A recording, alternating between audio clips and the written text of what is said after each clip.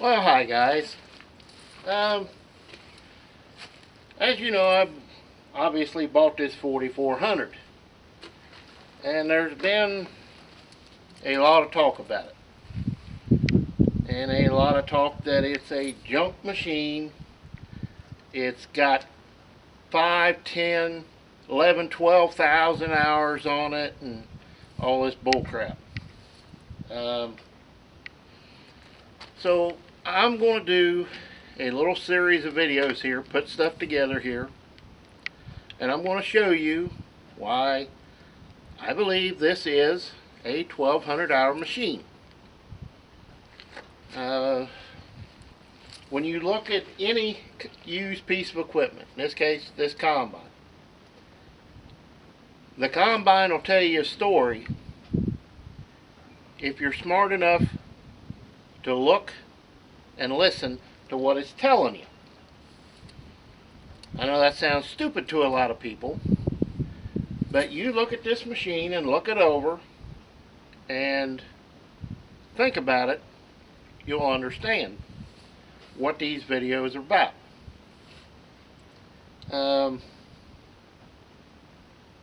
Like I said, I know it's not a perfect machine, far from it, but it's got real potential. It's solid, and it's not wore out.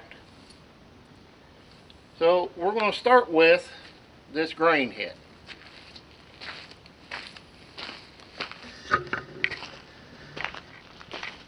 Frankenhead, as it's been called, junk head, everything else. Alright. First off, you notice right there's a number from a auction.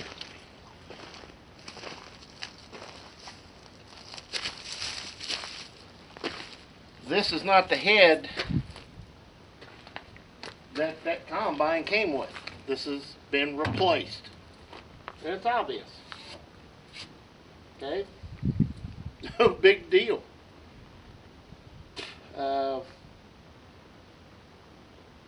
I know basically nothing about these heads.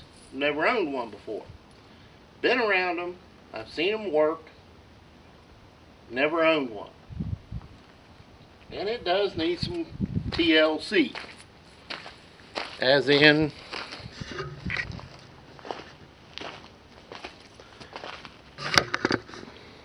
it needs some fingers in it.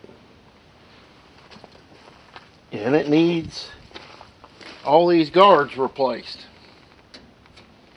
Because them will be a morning glory wrapping fool right there.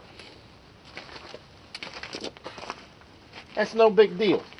That's easy. Hume reel fingers. As you can see, plainly see, this reel is missing a bunch of them. And there's a bunch of them just like this. Never seen that happen to them before, but it's possible. And it's been commented on it's a Frankenstein head and everything else. Well, yeah, it has had sheet metal replaced, as in these end guards. The snouts here are far from perfect, as you can see. But, as I said, if you look at it, it's going to tell you a story. Now, why do I say that and what do I mean? I'll explain that. It's like this right here. Whoops, I get you. Damage right there. Been hit. Okay. Now, you've seen the head, but should point out that it does have a bunch of new guards on it, and the sickle has been replaced. It's stainless floor. It's in good shape. Now, as I have said about this machine,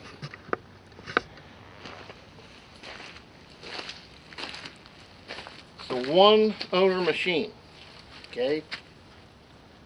So, if you think about it, it's a 1970 model machine here. If, I'm speculating, I don't know the guy personally, if he was 20 years old in 1970 and bought this machine, that would make him 70 now, or 75, or even 80 years old. Alright? I don't know what happened to the original head. No clue. But you can obviously tell this has been an auction bought grain head.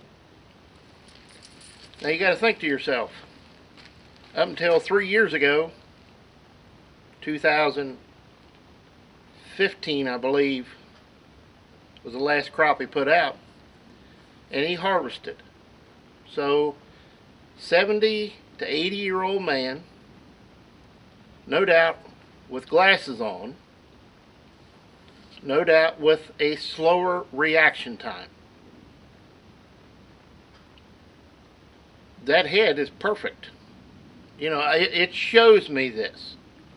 It shows me, it tells me a story along with this machine. I can understand the snouts being tore up. I can understand the reel boards missing fingers. Hey, it happens to all of us. Okay? So it's not really a big deal. I gave less for this machine and the head than I could ever think about buying that head for.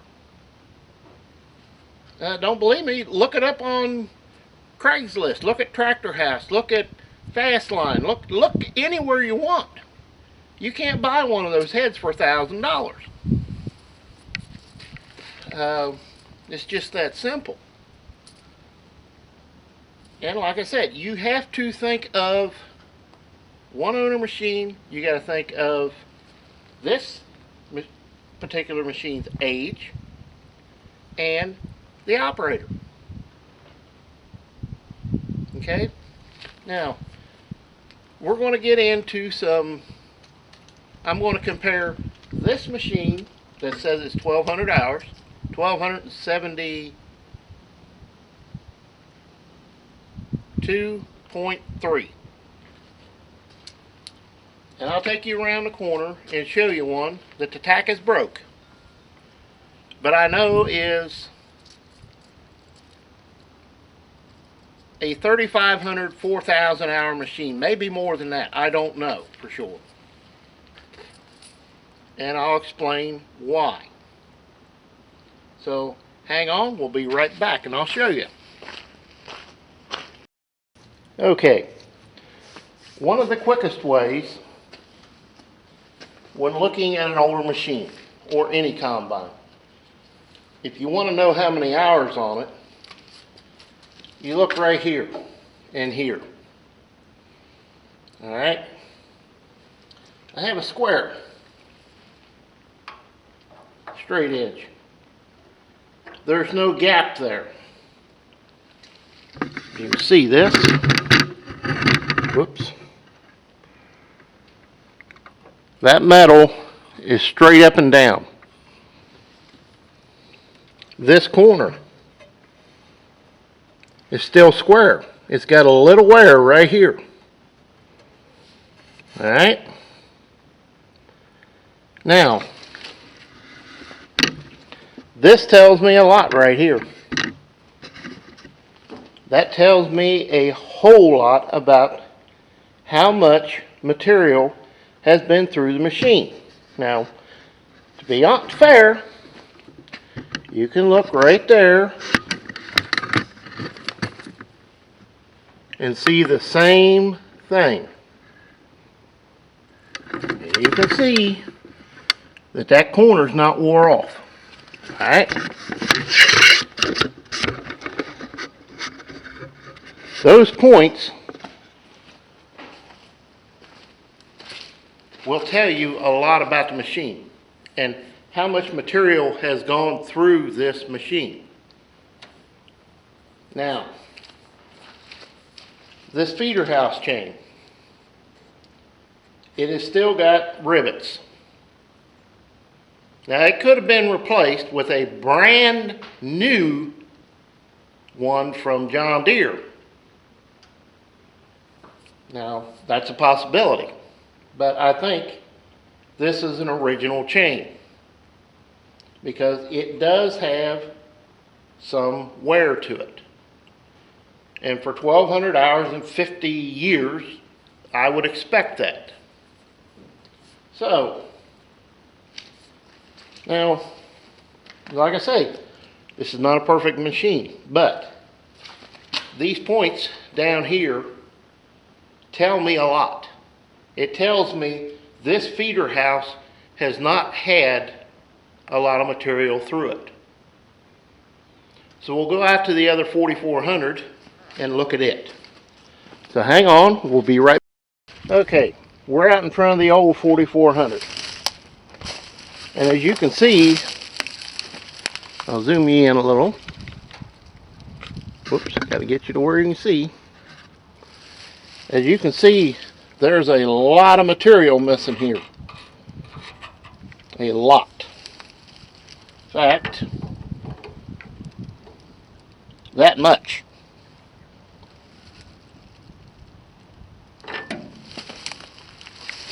It's not one side. It's both sides that are just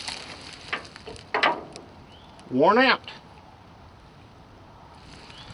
This is a 4,000 plus hour machine, and you know there's no two ways about it. This machine had the feeder house chain replaced in it before we got it. And if the gentleman wants to comment about that, he can tell you about how long ago it was replaced before we bought it from him. And yes, the fellow we bought it from has commented on the other videos. He knows this machine belonged to his dad. So as you can see, there's a lot of wear there. An awful lot of wear. And that's one of the good ways to look at a machine and tell how much has been through it is right there on those points. Also, it's a ow, brawlers. You know, like I say, it's the old 4400 sitting back here, the parts machine, and those two wear strips, what they are, tells you this machine's had a lot of material run through it, and there's no doubt about it. Now this is the style head that the other one would have come with new. Head identical to this. And it's the same as the one I've got sitting over yonder. This is a skid plate head. As you can see, the skid plate here. That with the spring assist underneath would allow that head to just float on the ground if you got it set right. Okay, enough about this. Let's move on to other points. So hang on, we'll be right back. Okay, unloading auger. Now, bit of controversy here. This is what is known as a 10-inch tube. Alright. And when I say that, I'll show you. The tube opening is 9 7/8 on this edge lip, that ring. But as you can see, it's inside of that. So basically subtract that and you have 9 3/4. Alright, so you've got a 9 3/4 auger inside span. Alright, call John Deere. John Deere says this auger flighting, new, is 9.5 inches across. Alright, as you can see, that's a 3-inch tube. Hopefully you can see that. So if you got a 3-inch tube and your flighting is 3 1/8, that would be 6 1/4 plus 3 is 9 1/4. So it literally has 1/8 of an inch of wear on the flighting. Now you can also see here that this end has just a little bit of rounding to it. Alright, that's normal. You know, to say it's not going to have wear there would be idiotic, because it's going to. The rest of the auger is in the same shape. Now you get back here.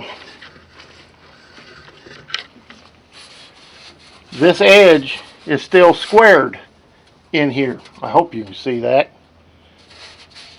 This edge is still square. I cannot get my fingernail, tip of my finger, much more than that much under that auger flighting. I would say it's 1/4 inch or less. Now, yes, it does need a bearing put on it. That's not really that big of a deal to put a bearing in that. 3 bolts, take the nut loose, 3 bolts, pull it off, put a new bearing on it, put 3 bolts back in, and you're going. That's minor. You know, that's minor stuff. So hang on, we'll be right back and we'll look at the other combine. And note, this auger flighting here would be probably within 1 inch of this tube right here. Remember that. We'll be right back. Okay, we're standing here at the 4400, the old one. And as you can see, the auger flighting on this one is clear back here. That's at least 8, 9, 10 inches from the end of the tube. This auger has not been replaced. Okay? But it has the long tube and auger. Now, getting back to Ware, as you can see, this is well rounded, and you can see it there rolling over. This is worn very thin up here, where that one is thick like this still. Okay, you can see a lot of wear in this auger.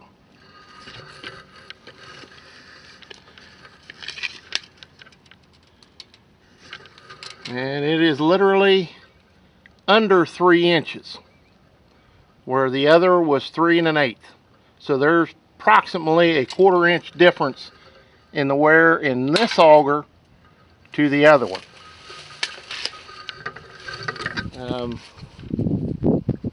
There's a lot of things on these machines that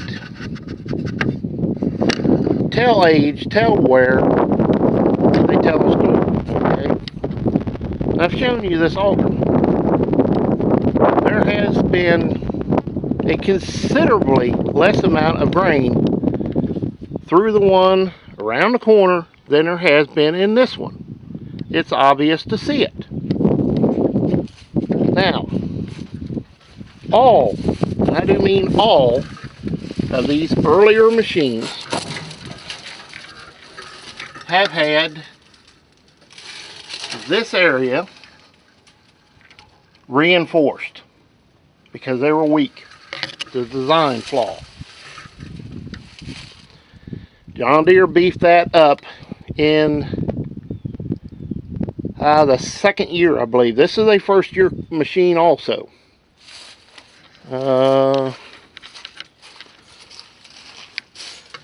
This is a 1790 serial number. 1790th one built. We'll get to that in a moment, but remember, 1790. So this is an earlier machine than that one is over there. Their first year production. And like any first year production machine, there are flaws. Okay? It's a given. There are things in this one, this has, the other doesn't, and vice versa. But as far as the machine goes, telling me how much wears on it. Okay? Those pieces up front, those wear guards in the corners, tell me more than anything how much material's been through this machine. This unloading auger tells me how much beans and corn and wheat and what have you have been through this machine. Okay, so from what I see of this machine, what I see on the most noticeable wear parts, that would be right here in the feeder house in these wear strips, and this unloading auger to be 50 years old with 1,272 hours on it, and having 1/8 of an inch of wear, if that on the unloading auger itself, that's not much. That's no wear at all. This is no wear. So 1,200 hours? Yeah, I believe it. Okay? Plain, pure, and simple, I believe what I see. Is it a perfect machine? No. It needs work. They all do. Like I said, do I think I believe the hours are right? Yeah, I believe it. So we're going to get out of here, guys. Call it a day. We'll see you next time. And as always, please comment, rate, and subscribe. And like I say, the tires, those brackets, the unloading auger, tell a big story to me about this machine. So we'll see you next time, guys.